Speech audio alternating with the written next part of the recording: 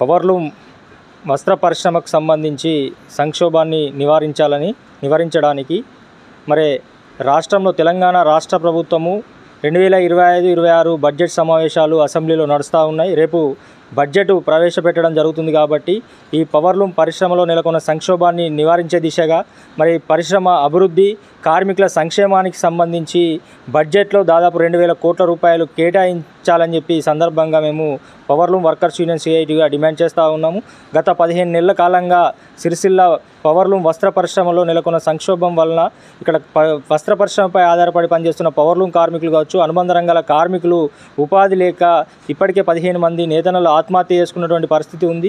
ఈ ప్రభుత్వానికి అనేక సార్లు ఇక్కడ కార్మికులకు పరిశ్రమను సంక్షోభం నుంచి గట్టెక్కించి కార్మికులకు ఉపాధి కల్పించాలని మేము అనేక సార్లు వినతులు, ధర్నాలు, ఆందోళనలు చేపట్టిన సందర్భంగా ప్రభుత్వము ఇప్పుడు బతుకమ్మ చీరల స్థానంలో మహిళా పొదుపు సంఘాల మహిళలకు చీరల ఆర్డర్లు ఇవ్వడం జరుగుతూ ఉంది. మరి చీరల ఆర్డర్లు ఇవ్వడమే కాదు, దానికి సంబంధించినటువంటి బడ్జెట్ను ఈ రాష్ట్ర అసెంబ్లీ సమావేశాల్లో బడ్జెట్ కేటాయిస్తేనే ఆ చీరలు సజావుగా జరిగే అవకాశం ఉంటుంది.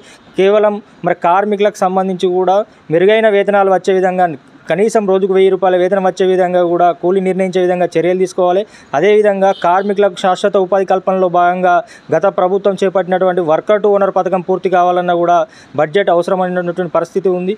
ఇక్కడ పవర్లూమ్ పరిశ్రమ, విద్యుత్ సమస్య కావచ్చు, ఇతర కార్మికుల సంక్షేమానికి సంబంధించినటువంటి పథకాలు అమలు కావాలన్నా కూడా ఈ బడ్జెట్లో కేటాయింపులు జరిగితేనే అవన్నీ జరిగే అవకాశం ఉంటుంది. వస్త్ర పరిశ్రమ అభివృద్ధి కావచ్చు, కార్మికుల సంక్షేమం జరిగే అవకాశం ఉంటుంది. కాబట్టి మేము ఈ సందర్భంగా వేలాది మంది పవర్లూమ్ కార్మికులు, అనుబంధ రంగాల కార్మికుల పక్షాన ఈ రాష్ట్ర ప్రభుత్వాన్ని మేము డిమాండ్ చేస్తూ ఉన్నాం. రేపు జరిగే అసెంబ్లీలో మరి బడ్జెట్లో అత్యధిక నిధులు కేటాయించాలి, లేకుంటే కనుక మరి కార్మికుల పరిస్థితి అగమ్య గోచరంగా ఉంటుంది. కాబట్టి మళ్ళీ ఆత్మహత్యలు జరిగే అవకాశం ఉంటుంది. కాబట్టి ఆ రకంగా ప్రభుత్వం ఆలోచించి బడ్జెట్లో కేటాయింపులు జరపాలి, లేకుంటే మాత్రం మరి కార్మికులతో పెద్ద ఎత్తున ఆందోళన పోరాటాలు నిర్వహిస్తామని చెప్పి తెలియజేస్తూ ఉన్నాం.